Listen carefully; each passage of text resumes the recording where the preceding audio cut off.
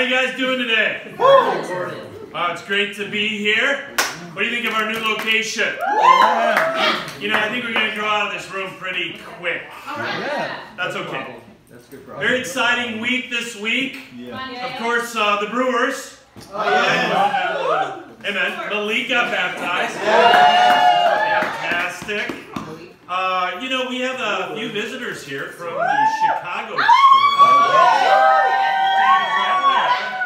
And her mother, Mary, is sitting right there. Now, you know, Mary, I've known for a while. Yes, I knew actually their family in the 90s in the church there in Chicago. And her son has some kids who played with our kids in Kids Kingdom growing up. But Mary kind of kept me in line. Yeah, she'd have that talk with me. She gave that look. So it's great to have Mary here. She came out to surprise us. That's awesome. I appreciate that. You know, this week, I want to get right into it. You know, this week I had some interesting talks with people. Yeah. And I thought, wow, this would be a great thing to talk about during the sermon. And they really caught my attention because it really helped me to understand how people think. All right? And what I asked people basically was, as you view your life, what are your priorities in life? Well, what is the most important? Not what you think they should be, but what are they? Come on, Jay. And, you know, invariably, God was like 3 or 4. And, of course, you had, you know, relationships, family, spouse, that kind of thing, and job, all these things. And then God was kind of fit in quite a bit lower. And now all these people were kind of religious people, all right? And they claimed Christianity, but they understood, yeah, it's not right. It should be different. And we can claim to be sold out for God, but where is God in our priorities? Come on. And we can kind of tell by what's important, what we do, right? Correct. And so, for us, we got to understand, all right, God says, listen, love me with all your heart, soul, mind, strength. Right. So we understand these things, and these people understood it. And but for a lot of us, it's not a reality. It's not who we are. And it's always a challenge because people are always fighting for position. They want to gain your time. They want to gain your priorities and your loyalties. Does that make sense? Yeah. Now, why is it so hard for us? Because we tend to put a lot of security in our jobs and mostly in what people think. Right. We don't want to be rejected by people unnecessarily, all right? But it's just how our society is. So let's say you're at a function somewhere and you meet someone new. All right, what's the first thing that happens? They ask you about your life. All right, so what do you do for a living? All right, are you married? Do you have kids? You know, and where did you go to school and stuff like that? And what are they doing? They're kind of sizing you up. All right, what is this person all about? And where are their value system? Where do I put them in how I view things? And we don't like that unless we're doing great in the eyes of the world. You know, let's say you talking to some guy and he says, yes, I'm a brain surgeon. All right, and I went to school at wherever brain surgeons go. And you know, there you go. And I have 2 kids. One goes to Harvard, and he wants to be a lawyer. And another kid he's a Rhodes Scholar, and he goes to Oxford, and he's going to be a politician. All right, all of a sudden you got this view of this person. All right, or you talk to this guy, and he's like, I'm in between jobs. I kind of got let go at McDonald's. All right? Now all of a sudden you got a different view of that. You see what I'm saying? Yes. Now if you're a student, you kind of get a pass on it. Yeah, I don't have a job, I sleep on the floor, you know, that kind of thing. Okay, you're a student. But you're doing that to get ahead, and that's how people size you up. And there's a huge pressure to want people to think well of you. Yeah. For you to be respected. To be, wow, this guy is a mover and a shaker. You don't want to look like a loser. You know what I'm saying? Yep. Yeah. And now, I don't know if you've been there and done that, but that can pull on you. And it has this huge pressure in our lives, so we can be controlled by what people think. Come on, Jay. Now, let's say you met Jesus at a function. All right? Wow. What do you do? Well, I'm a preacher, I'm a rabbi. Oh, where did you go to school? I never went to school. Oh, okay, you never went to school. All right, that's interesting. Where do you live? I don't have a home. Oh, so you just kind of are one of these guys? Yeah, that's me. I'm not married. I've never been anywhere. I just travel in this small area. And, you know, the religious leaders hate me. And I want you to follow me. It's kind of like, whoa, this dude is something else. Now, unless you know about the miracles, would you have paid a lot of attention to Jesus? Let's go to John chapter 12. Come on, Jay. Come on, Jay. John chapter 12. Problem is we care too much what people think and not enough of what God thinks. John chapter 12, starting in verse 42. It says, "Yet at the same time, many even among the leaders believed in him. But because of the Pharisees, they would not confess their faith for fear that they would be put out of the synagogue. For they loved the praise from men more than the praise from God." You look at this passage, and it says these guys believed in Jesus, but they were more concerned about, you know, how people viewed him and their status. And so they gave in to their fear, and they wouldn't confess their faith and what they believed, because praise from men was more important than praise from God. The title of the lesson today is Praise from Men. What was it that stopped them? It was fear. And that's our first point, fear. Fear stops us from doing what's right. Yeah. It controls us in a lot of ways. Now, is it wrong to be afraid? No. No, it's wrong to let your fear stop you. Look in Revelation chapter 21. Revelation 21, verse 8. It's the last book of the Bible. Come on. Thought I'd help you out here. Thanks, man.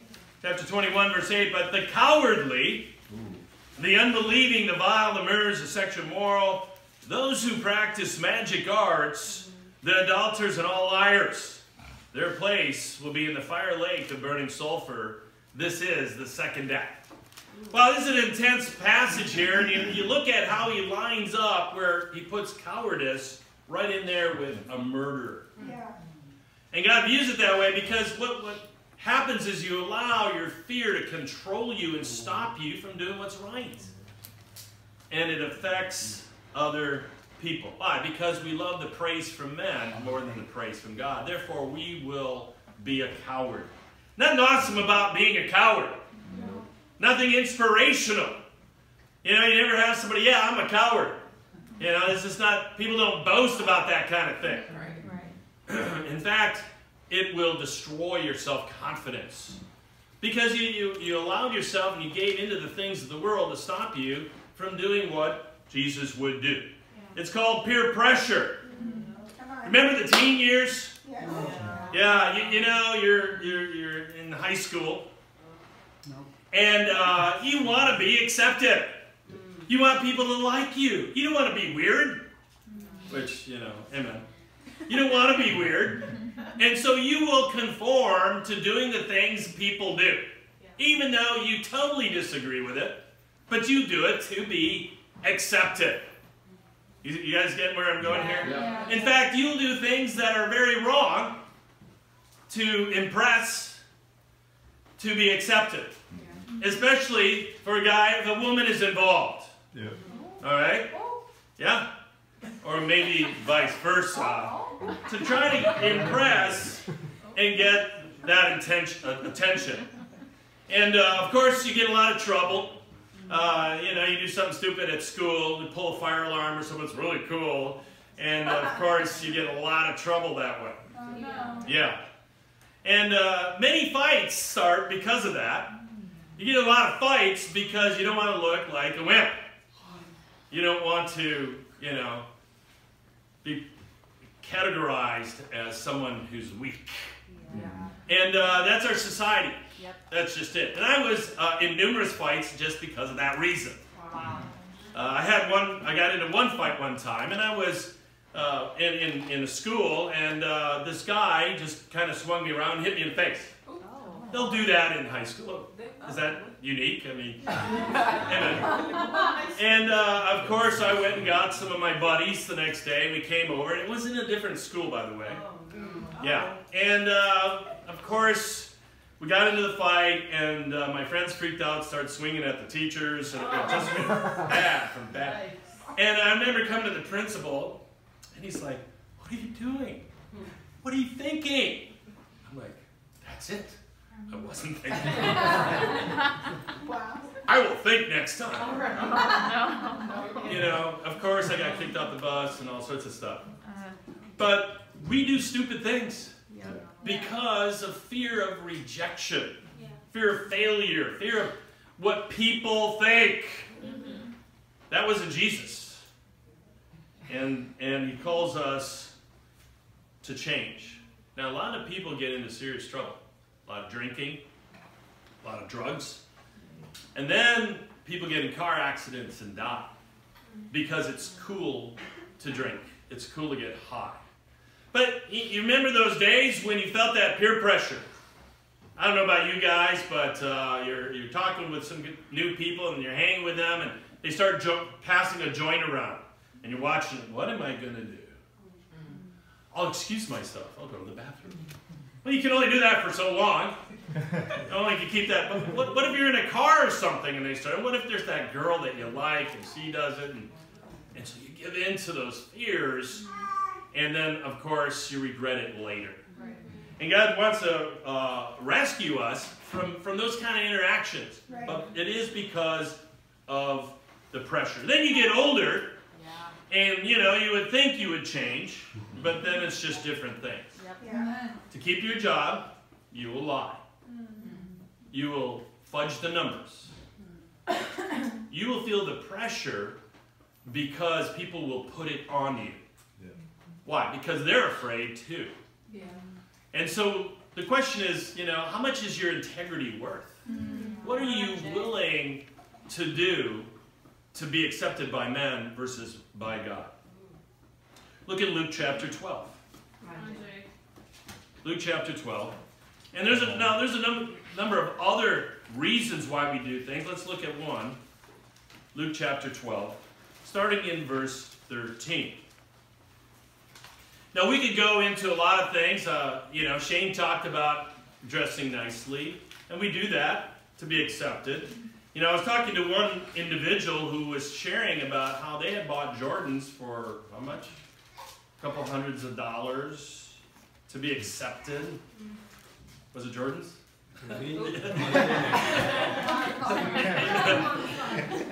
How about? But that's just a cool thing to do. Yeah. All right, let's look at this a little deeper about money. Verse 13. Someone in the crowd said to him, "Teacher, tell my brother to divide the inheritance with me." Jesus replied, "Man, who appointed me a judge or an arbiter between you?" Then he said to them, "Watch out. Be on your guard against all kinds of greed. A man's life does not consist in the abundance of his possessions."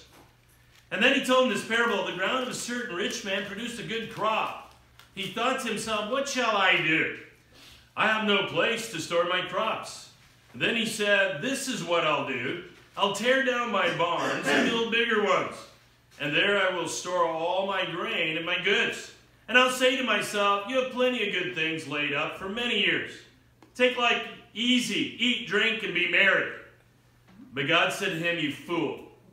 This very night your life will be demanded from you, then who will get what you have prepared for yourself? This is how it will be with anyone who stores up things for himself, but is not rich toward God. You know, money is the big power, the big thing. Everybody wants it because they think that, hey, if I have more money, more possessions, more things, that people will think that I made it, that I'm good, that I'm awesome. And money just doesn't do that. It binds you and it makes it a burden for you to keep it up. But you look at this situation and right away you understand that money destroys families. You know, one brother's saying, hey, there's an inheritance here. You know, hey, help me with this guy, my family member. And families will be destroyed because of greed. And we can destroy other relationships because of greed. Why? Because we think that that brings security. And we want to be accepted by men, people, so we'll do these things so that we'll feel like, okay, now people think I have arrived. You know, living in New York is always amazing, talking to people who lived through 9/11. And this is exactly the situation. How many of those people went to work that day with an issue with a family member? Maybe a husband and spouse were fighting before they left for work. Who knows, but all of a sudden it brings regret on everybody else that happens too. But what are you working for? What are you building up? And it comes down to, is it pleasing God or is it pleasing men? Yep. And a lot of tragic things happen as a result. There's such a ripple effect of 9/11. All the damaged families. And you talk to people, and of course it has been seared in their mind, the feelings they have felt. So many people won't ride the subway there anymore because they were stuck in the subway for, 8 hours or some crazy thing like that. Dark, And I think Marlene, you went through that one time, didn't you? Where she was stuck in the subway and it was dark. Did. And she got this incredible fear, panic attack. Well, imagine not realizing what's going on, stuck for 8 hours. Wow. Right. And see, stuff like that forces you to think about life. Yeah. What's really going on? Recently we had that tsunami. How many people died from that? Right. And how many lives were changed? Jesus makes a statement here. He says, a man's life does not consist in the abundance of his possessions. In other words, that doesn't determine who you are before God. Yeah. Right. Everybody else may feel a certain way, but really it comes down to, what does God care? A lot of people in life are going to reject you. It's just the way it is. Yep. And after a while, you can just get hardened up and say, I don't care what anybody thinks. I'm going to just do what I want. The heck with all you. Yeah. Because it doesn't matter. Everybody's got their own opinion, right? They're going to believe whatever they want to believe. Yeah. Jesus was perfect, and they still killed him. Right. And so it comes down to, all right, what is valuable to me? Yeah. Is it God? And if that's true, then you act like it. You live like it. Come on. And you don't give into the things of the world. Come on, Jay. Come on, Jay. How do you measure value? Come on. When you look at people's lives, what is valuable? When you look at it and say, okay, this person is like incredibly happy all the time. Is that valuable to you? Mm-hmm. Or their big house, their nice car, those things. And it comes down to our value system, how we look at it. This came true for me many years ago. Many times people had talked to me about going to ministry. I didn't want to go in the ministry. And the reason being is because I cared what people thought.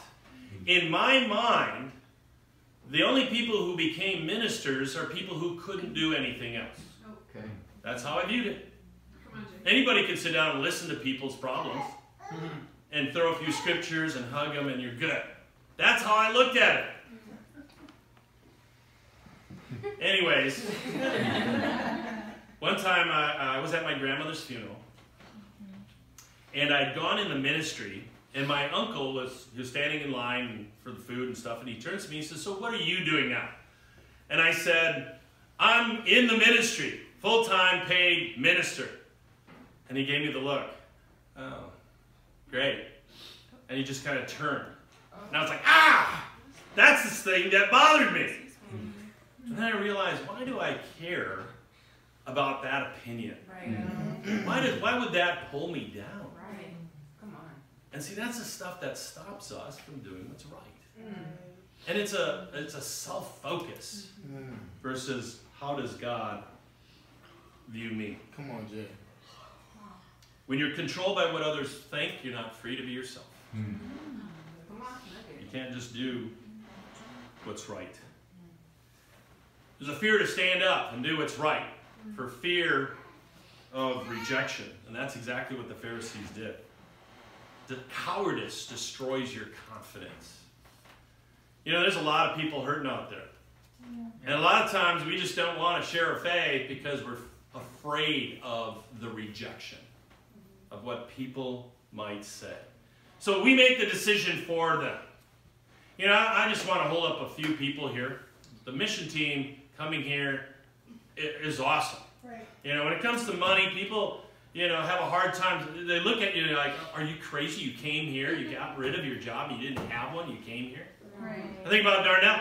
She gave up her job, and she took a job here, which was like $7 less an hour, some crazy thing.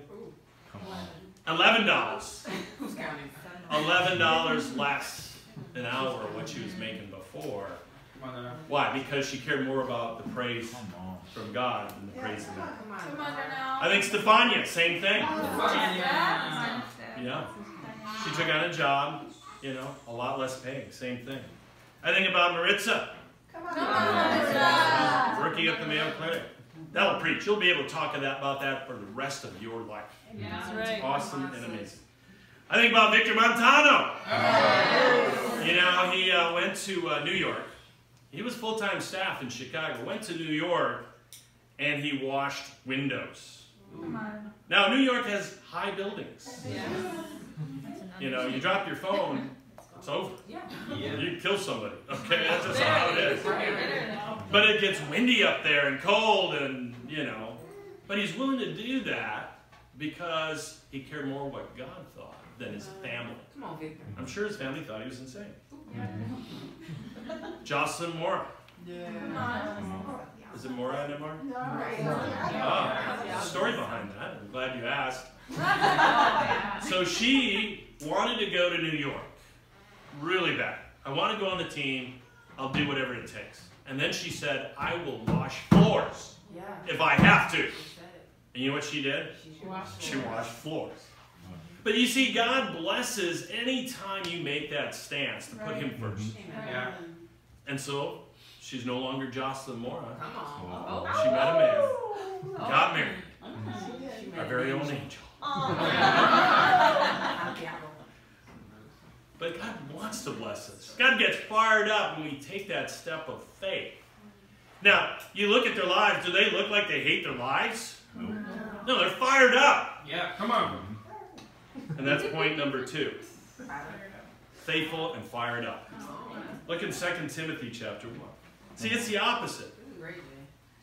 The opposite of giving in to your fear is faithful and fired up. 2 Timothy chapter 1. Now we're going to look at Timothy here. Timothy had a problem. He struggled with fear and being intimidated. 2 Timothy chapter 1.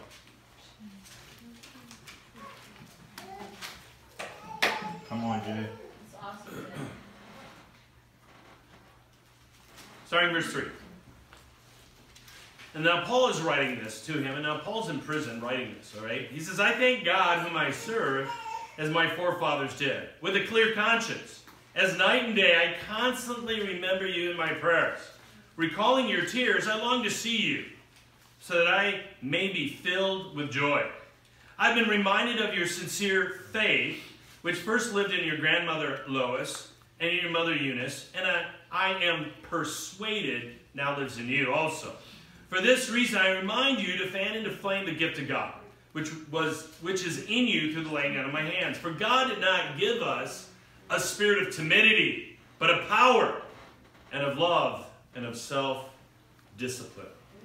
All right, you look at this passage and he says, listen, Timothy, I'm reminded of your faith. I know it's in you. You're a powerful dude.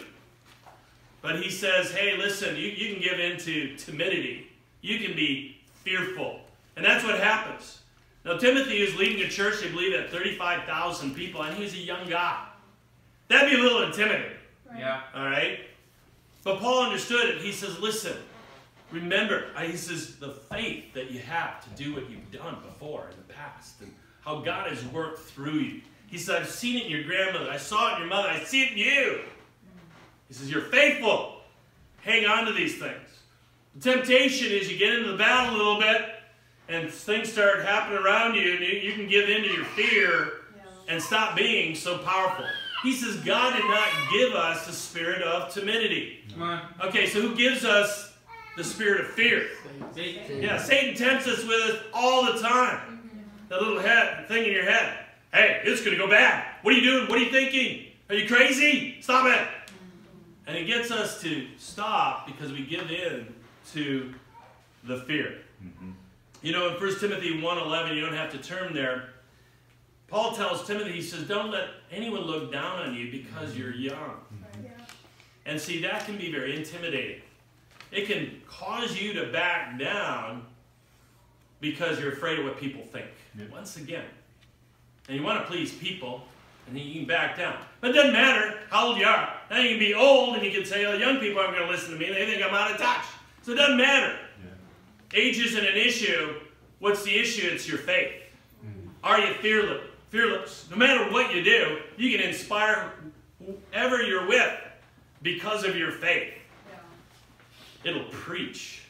And you can continue to preach on it if you walk with Jesus. Come on. Come on, Jay. Now, in verse 8, let's read on. He says, so do not be ashamed to testify about our Lord, or ashamed of me as his prisoner, but join with me in suffering for the gospel. Well, that's encouraging. Suffering? I don't want to suffer. But join with me in suffering for the gospel by the power of God who has saved us and called us to a holy life. Not because of anything we have done, but because of his own purpose and grace. This grace was given us in Christ Jesus before the beginning of time. But it has now been revealed through our appearing of our Savior, Christ Jesus, who has destroyed death and has brought life and immortality to light through the gospel. And of this gospel I was appointed an herald and an apostle and a teacher. That is why I am suffering as I am. Yet I am not ashamed, because I know whom I have believed, and am convinced that he is able to guard what I have entrusted to him for that day. You know, he uses the word ashamed here. He says, don't be ashamed to testify about the Lord. Don't be ashamed of me.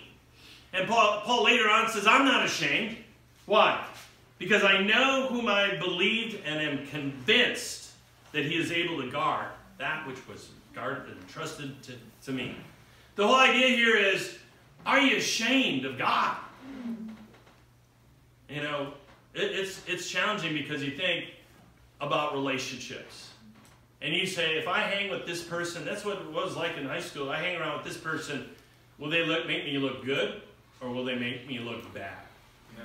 And that is a lot of what society does throughout our lives. And Paul says, don't be ashamed of me. Don't be ashamed of God. You got the Spirit in you. Be powerful because God is powerful. Yeah. Is it faithful, fire, or fear? Look at Luke chapter 9. Come on, Jay. Come on, Jay.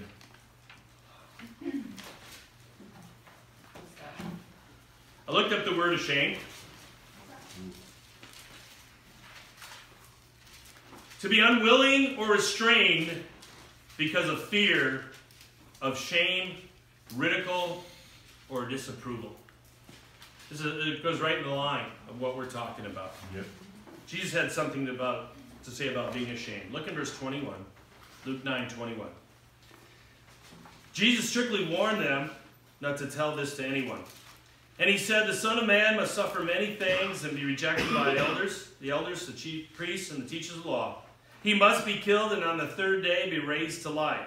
Then he said to them all, if anyone would come after me, he must deny himself, take up his cross daily, and follow me. For whoever wants to save his life will lose it, but whoever loses his life for me will save it. What good is it for a man to gain the whole world and yet lose or forfeit his very self? If anyone is ashamed of me and my words, the Son of Man will be ashamed of him when he comes in his glory and in the glory of the Father and the holy angels. Here you look at what's going on here, and Jesus saying, listen, this is what's going to happen to me. I'm going to be tortured to death. I'm going to be mocked. And they're going to kill me. But I'm going to raise to life. Now follow me. And it's amazing when you think about it. Jesus saying, listen, this is what I'm about. Are you ashamed to be connected with me? Because if you are, the same things are going to happen to you that happened to me. And he says, you must deny yourself. You want to follow me, you want a relationship with me, you must deny yourself.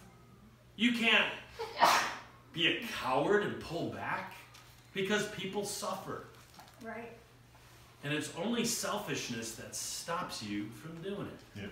How many times have we held back from doing the things that could really have helped people, but we didn't want to suffer? And if you're afraid of suffering, you're not going to change the world. You're not going to change people's lives. What matters to people is that you stick your neck out there. You cross the line and you put yourself in a position that you're going to be hurt for the betterment, for their betterment.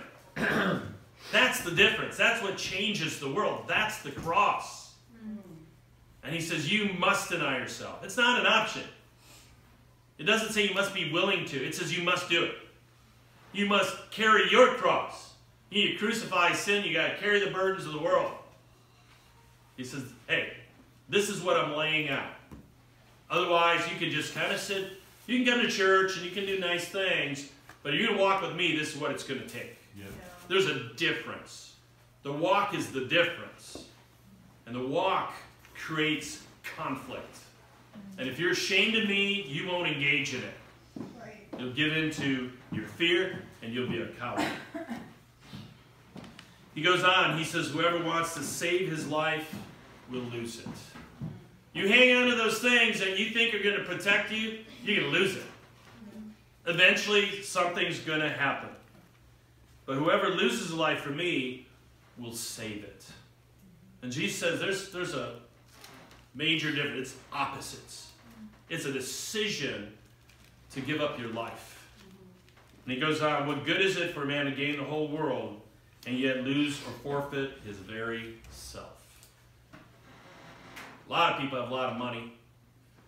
It's amazing to me, you know, living in New York, Chicago, like somebody's got money. Not me. Where's all that money going? And people are, you know, consumed. They just got to have more. But are they really changing the world? How much did Jesus have? What did he have? He had nothing. And yet he was able to change history forever. Come on. Then in verse 26, he says, if anyone is ashamed of me, my words, Son of Man will be ashamed of him when he comes in his glory, and the glory of the Father and the holy angels. The whole idea is, you're ashamed of me? I'm awesome. I'm amazing. I created you. You're ashamed of me? I created the universe. Nobody has more power than me. And you're ashamed of me. That doesn't even make sense. I died for you. And you're ashamed of me? Give me a break. Can you imagine Jesus just feeling like, what are you thinking? And see, we got to put it in his perspective. He's like, I died for you. Tortured. You have no option to make it without me. And you're ashamed of me?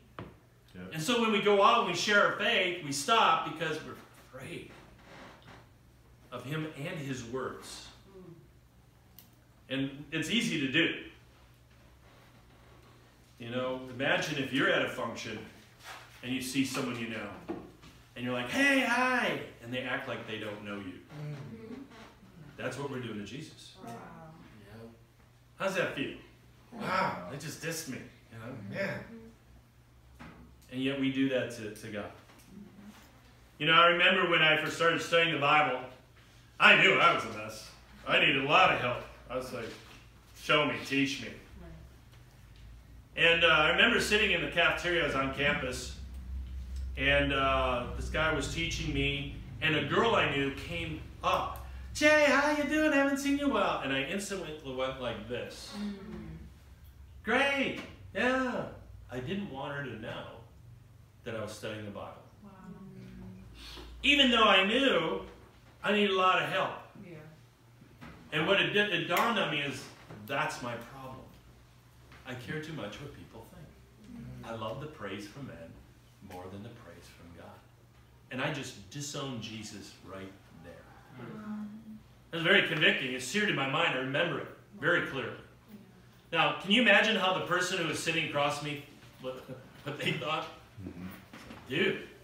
Of course, they didn't use that word back then. What are you doing? And I had to really start to think, you know, what is my life going to be? And I remember those earlier years when I started really going after it. And, you know, I was a TA on the campus, and they had a party for the college that I was in. It was a university, but this was one of the colleges. And I went to this party, and I was supposed to be at Bible Talk. Instead, I wanted to be at this party. And I went in there, and I started to revert to my old way. Have you guys ever done that? Yeah. Started reverting. Hey. And then this guy who was studying the Bible with me called me. Now, in those days, you didn't have cell phones. So on the loudspeaker, I started saying, Jay, Shelbrack, you got this phone call. And people started to mock me. Oh, it's God. Did you hear God just called you? Oh, wow, look at that. And that just ticked me off. I was like, I'm out of here. And I went right there. And that's kind of what turned me. I saw the difference in how people view things. Wow. You know, there's a little story of this girl. When she was young, she was about 5 years old. Her house was on fire. And she was stuck in her bedroom. And her father was trying to get her out. And what her father had to do was to reach in the fire and pull things out of the way from the door to save his daughter. And in doing so, his hand was burned. He had third-degree burns on his hand, and it mutilated his hand horribly. But he saved his daughter. About 20 years later, she got married. All right? And at the wedding, he decided to start hiding his hand. Because he didn't want to distract from the wedding. And the girl ran up to her dad, and she saw what was going on and grabbed his hand. He said, "Don't you dare." She started kissing it in front of everyone.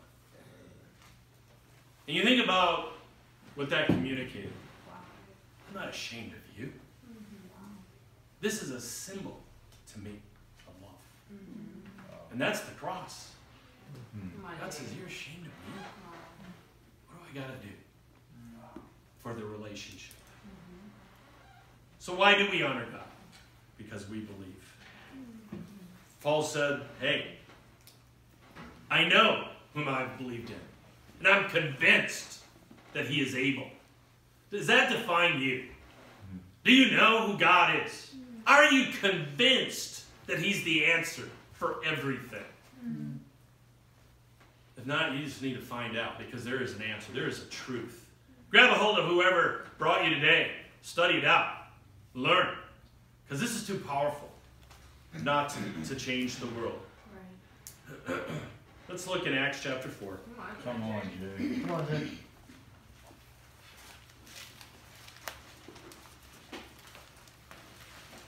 If you believe in the magnitude of the cross, it will change you. It will fire you up.